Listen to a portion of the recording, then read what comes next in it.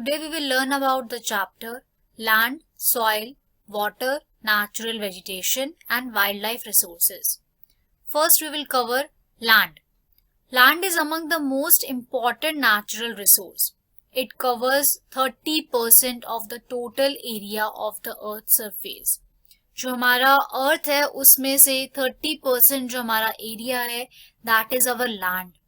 उस 30% में से there are very small percentage of land which we use for our habitable purpose. Habitable purpose means जहाँ पे हम लोग रह सकते हैं, घर बसा सकते हैं और जहाँ का जो एरिया है, क्लाइमेट है, जो लैंड है, that is suitable for our living, that is suitable for our human living. Next we have land uses. We have agriculture. Agriculture होता है बहुत सारे लैंड्स में, माइनिंग होती है, नेचुरल जो हमारे मिनरल्स पाए जाते हैं उनकी माइनिंग होती है हमारे लैंड्स में. There are forestry also, building houses, building complex, apartments, industries, setting up of industries, roads buildup होती हैं. So these were the common uses where we use our land.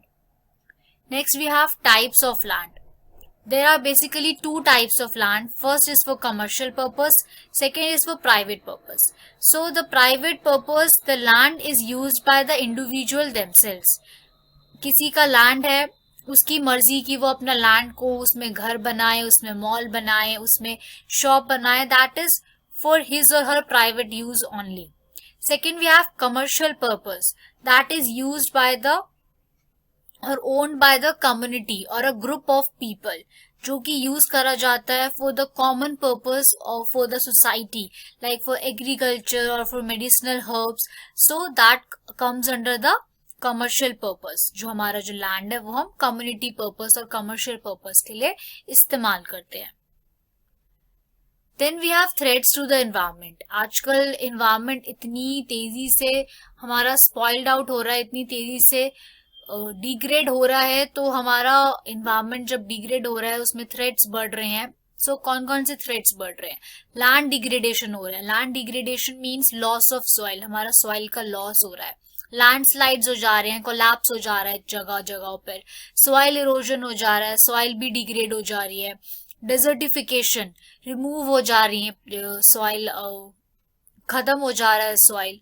So these were the threats जो हमारे environment में बढ़ते जा रहे हैं. Then how we can conserve our land? How we can conserve the land use? So we can use afforestation, means growing or establish more trees or forests. Land reclamation, we can store the land.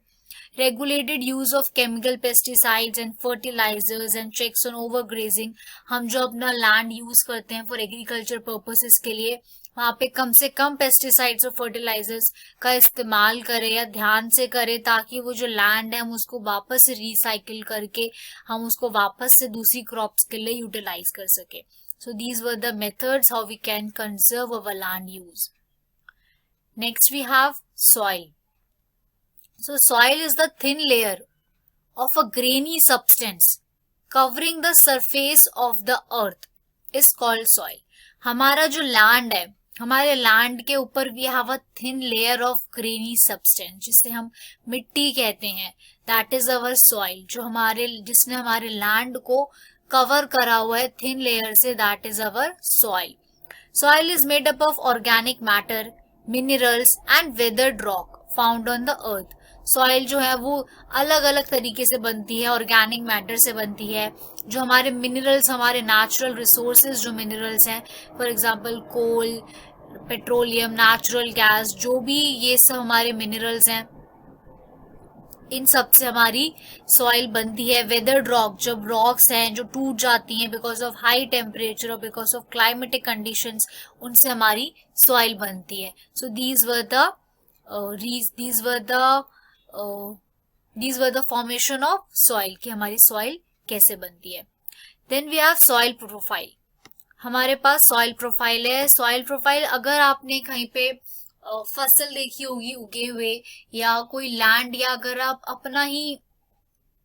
आप अपने आसपास के parks में चले जाएं, grounds में चले जाएं, वहां पर अगर कोई क्रॉप उगी हुई है, तो कोई जो क्रॉप उगी हुई है जिसमें वेजिटेशन आ रहा है, जिसमें जिसमें एक प्लांटेशन हो रही है, तो वो हमारा जो हमें दिखता है that is the greeny part, जो ग्रीन कलर का जो हमारा जो पेड़ है या पौधा जो हमें दिखता है that is our top soil with humus and vegetation. क्यों? क्योंकि उसमें वेजिटेशन उग रही है, हमारी फल सब्जियां उसमें उग रही हैं।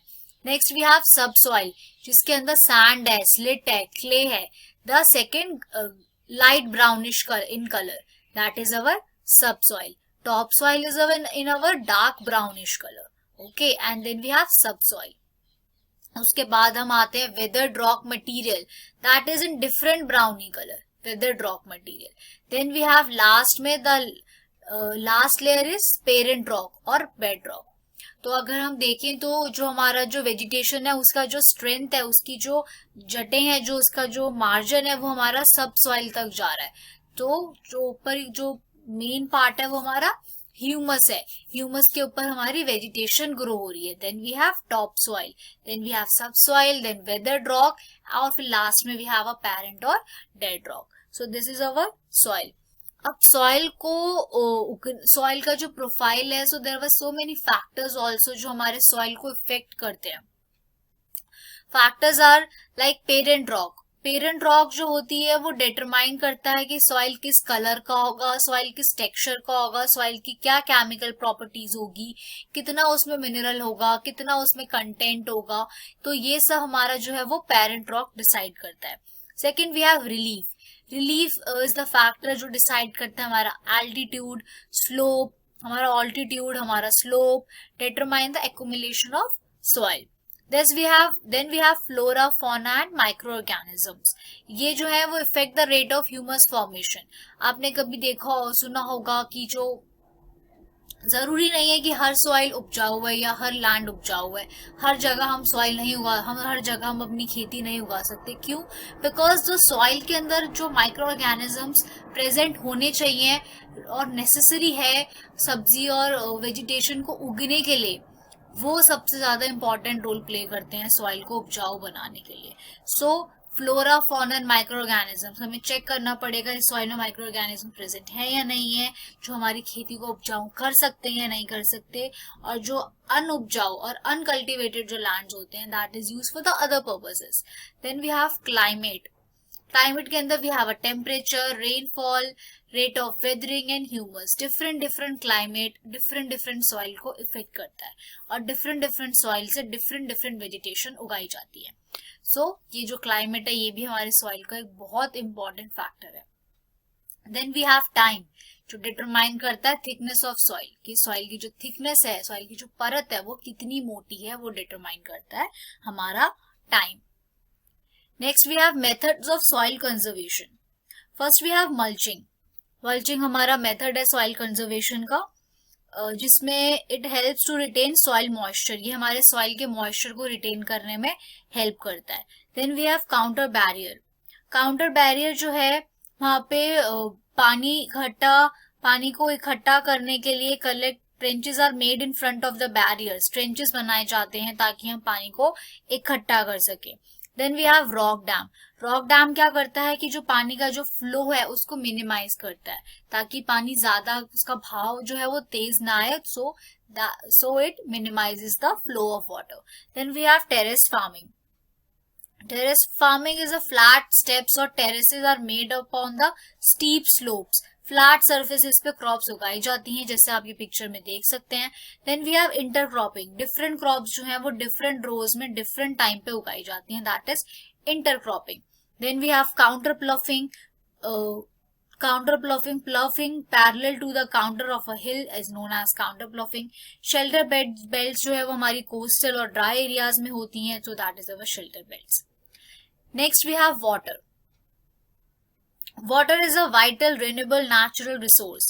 3/4 of the earth's surface is covered with water and that is the reason the earth is known as the water planet. क्योंकि हमारा जो 3/4 जो पोर्शन है अर्थ का वो किससे कवर है? वाटर से।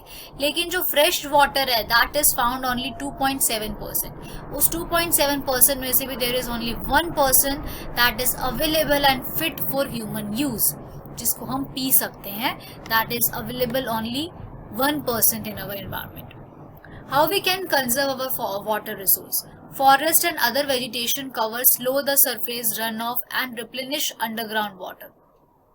हम फॉरेस्ट और वेजिटेशन एरिया में अपने ग्राउंड अंडरग्राउंड वाटर को यूज कर सकते हैं, ठीक है। और वाटर का जो फ्लो है जो हम छोड़ देते हैं, कभी कभी आपने देखा होगा जो पार्क वगैरह होते हैं उसमें वो पाइप लगा के पानी डालने के लिए छोड़ देते हैं, so that is a wastage. So if we can minimise the use, so we can conserve our water.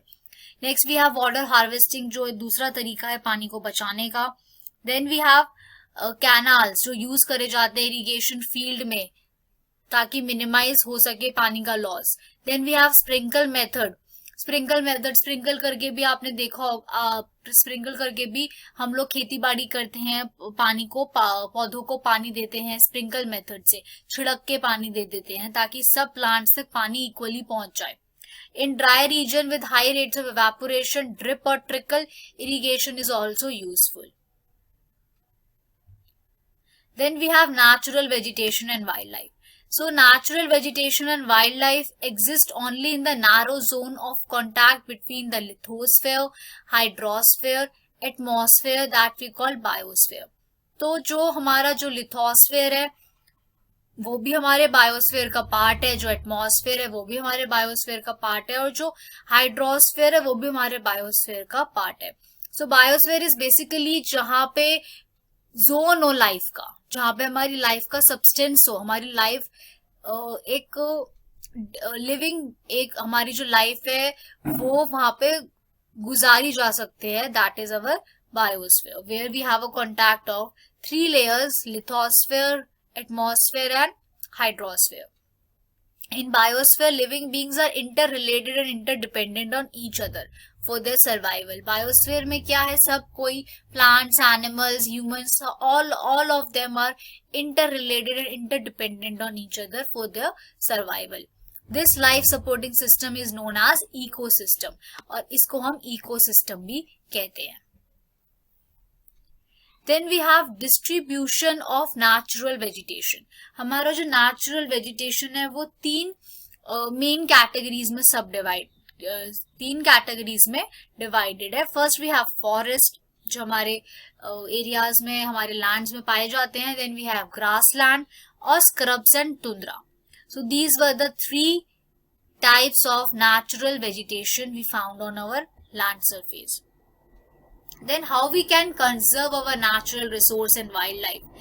Government ने आज की डेट पे नेशनल पार्क्स बनाए हुए हैं, वाइल्ड लाइफ सेंचुरीज एक्सटेंड करी हैं, biosphere reserves are made to protect our natural vegetation, wildlife अलग अलग कैटेगरीज बनाई गई हैं अलग अलग एनिमल्स और स्पीशीज को रखने के लिए।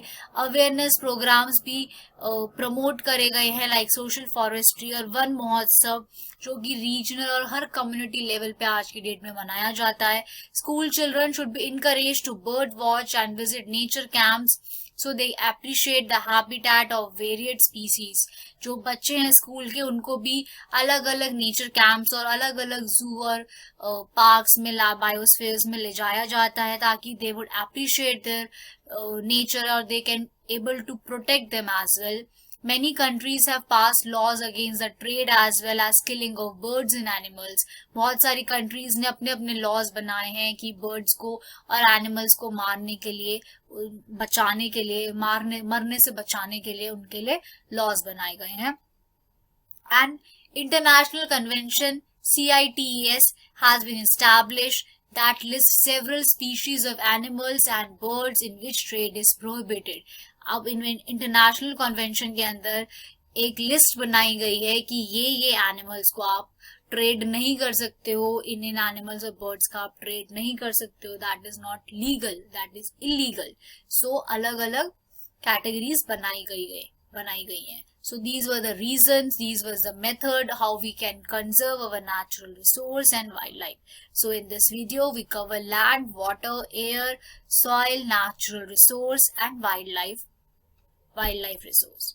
Thank you for watching.